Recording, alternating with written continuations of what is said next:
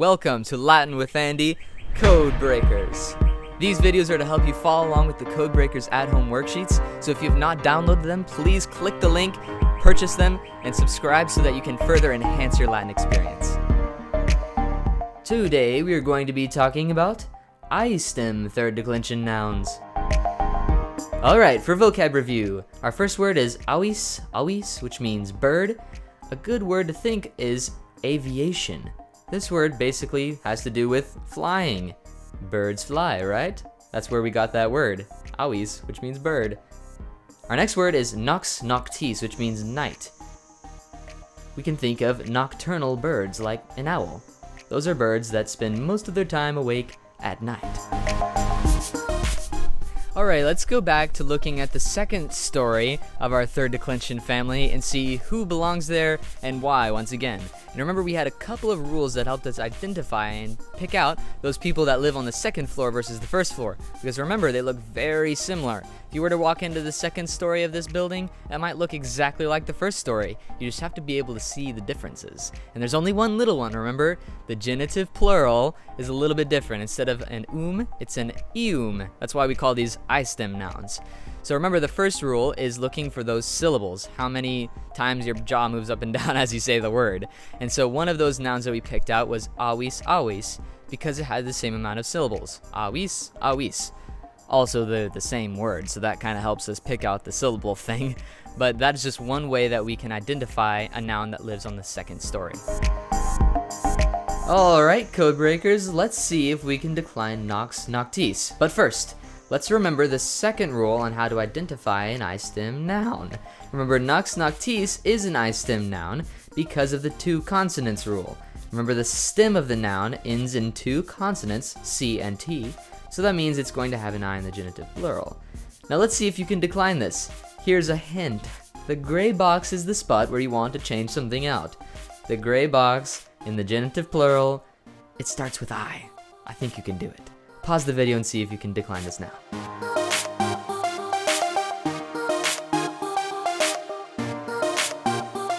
Did you catch the hint and put the I stem in the box? I think you did. Good work, guys. Let's practice finding the genitive plural of these nouns and seeing which ones are I stem and which ones aren't.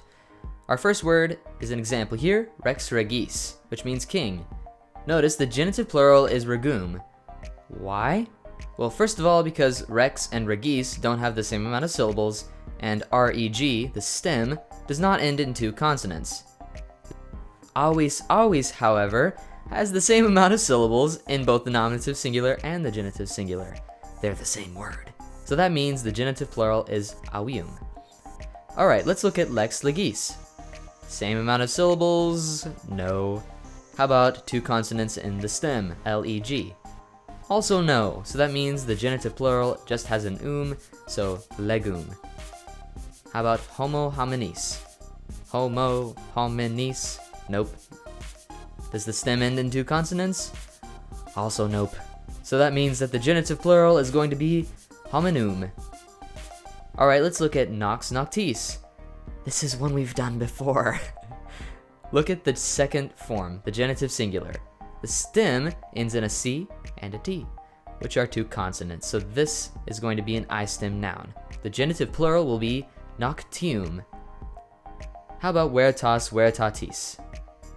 That definitely does not have the same amount of syllables. How about the stem? The stem does not end in two consonants. It ends with an A and a T. So the genitive plural is going to be veritatum. How about hostis? Remember our little trick for identifying the syllable rule? If they're the same word, they have the same amount of syllables. So hostis is going to be an I-stem noun. So the genitive plural is hostium. How about collis? Same thing. The genitive plural will be collium. Let's look at one more. Floris, which means flower. Well, it does not have the same amount of syllables. Flos is 1 and floris is 2. The stem ends in an O and an R, so this is not an I-stem noun, and the genitive plural will be florum. Great work, guys.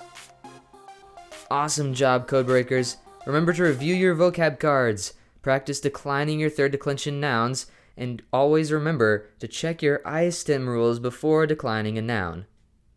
Catch you next time.